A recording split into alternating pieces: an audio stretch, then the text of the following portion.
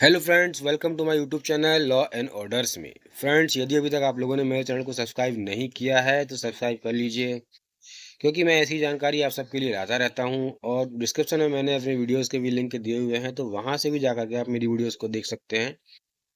Friends, आज मैं आप सबके लिए बहुत ही महत्वपूर्ण वीडियो लेकर आया हूं, और इसमें बहुत ही महत्वपूर्ण जजमेंट मानी Punjab and Haryana high court का, खासकर पति और पत्नियों के बीच में जो तलाक के मामले होते हैं उनके संबंध में। आइए चलते हैं वीडियो पर। पंजाब एंड हरियाणा हाईकोर्ट ने पति के तलाक के फैसले को बरकरार रखा। पत्नी पर आरोप था कि उसने पति को अपने माता-पिता से अलग रहने के लिए मजबूर किया। माननीय पंजाब एंड हरियाणा हाईकोर्ट ने पति को पत्नी के विरुद्ध क्रूरता करने के लिए दिए गए तलाक के आदेश को बरकरार रखा। इस आदेश के अनुसार पत्नी ने अपने पति को अपमानित किया तथा उस पर परिवार से अलग होने के लिए दबाव डाला।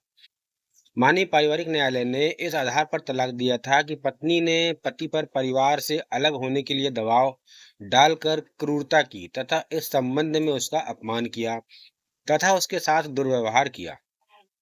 हालांकि पत्नी तथा उसके पिता को भारतीय दंड संहिता की धारा 306 तथा धारा 34 के अंतर्गत दंडनीय अपराधों से संबंधित आपराधिक मामले में बरी कर दिया गया था। फिर भी पति क्रूरता के आधार पर तलाक के आदेश के लिए मामला बनाने में सक्षम रहा है।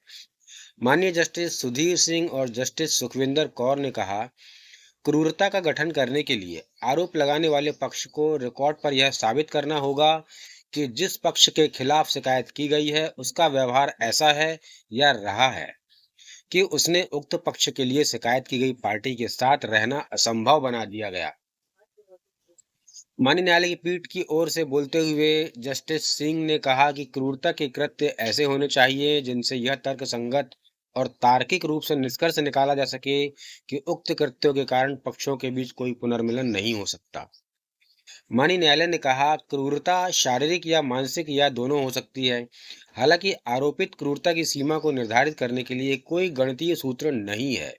फिर भी प्रत्येक मामले के तथ्यों और परिस्थितियों की उनमें निहित गंभीरता के प्रकाश में जांच की जानी चाहिए। माननीय न्यायालय ने फैमिली कोर्ट द्वारा दिए गए तलाक को चुनौती देने वाली अपील पर सुनवाई कर रहा था, जिसके तहत प्रतिवादी पति द्वारा दायर हिंदू विवाह अधिनियम की धारा 13 के तहत याचिका को अनुमति दी गई थी और क्रूरता के आधार पर तलाक के आदेश द्वारा पक्षों के बीच विवाह को भंग कर दिया गया था। पति ने इसमें यह तर्क दिया कि उसकी शादी 2018 में हुई थी और उसके बाद पत्नी ने उस पर अपने परिवार से अलग रहने का दबाव बनाना शुरू कर दिया और वह उसके खिलाफ गंदी भाषा का इस्तेमाल करती थी। यह प्रस्तुत किया गया था कि पत्नी आपराधिक शिकायत दर्ज करके अपने ससुराल वालों को परेशान करती थी और परिणाम स्वरूप उसके ससुर ने आत्महत्या कर ली।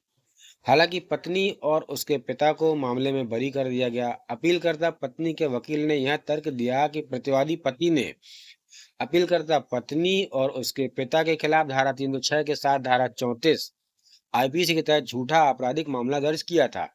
और आगे यह तर्क दिया गया कि प्रतिवादी पति और उसके परिवार के सदस्य दहेज की मांग कर रहे थे और उन्होंने उसे मारपीट करने के अलावा मानसिक रूप से परेशान भी किया था।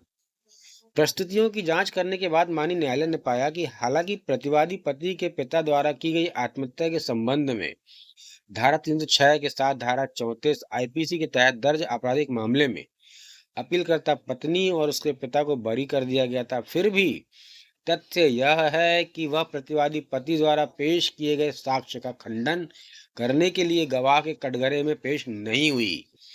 माननीय न्यायालय ने निष्कर्ष निकाला कि अपीलकर्ता पत्नी द्वारा की गई क्रूरता के संबंध में तलाक याचिका में लगाए गए आरोपों को प्रतिवादी पति ने साक्ष्यों के आधार पर साबित कर दिया है, जबकि प्रतिवादी पति के साक्ष्य का खंडन करने के लिए अपीलकर्ता पत्नी की ओर से कोई साक्ष्य नहीं था।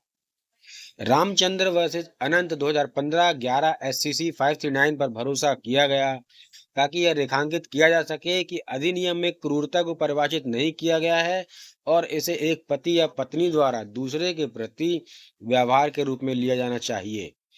क्रूरता शारीरिक या मानसिक हो सकती है, लेकिन ऐसी क्रूरता को साबित किया जाना चाहिए। परिणाम स्वरूप माननीय न्यायालय की पीठ ने माना कि लिखित बयान में किए गए कथनों को साबित करने के लिए अपीलकर्ता पत्नी के द्वारा कोई साक्ष्य पेश नहीं किया गया। इस प्रकार इसने यह कहा कि इसके अभाव में यह नहीं कहा जा सकता है कि पारिवारिक न्यायालय द्वारा दर्ज किए गए निष्कर्ष किसी भी स्पष्ट या विकृति से ग्रस्त हैं। अतः पंजाब एंड हरियाणा हाईकोर्ट ने पारिवारिक न्यायालय के द्वारा दिए गए निर्णय को बरकरार रखा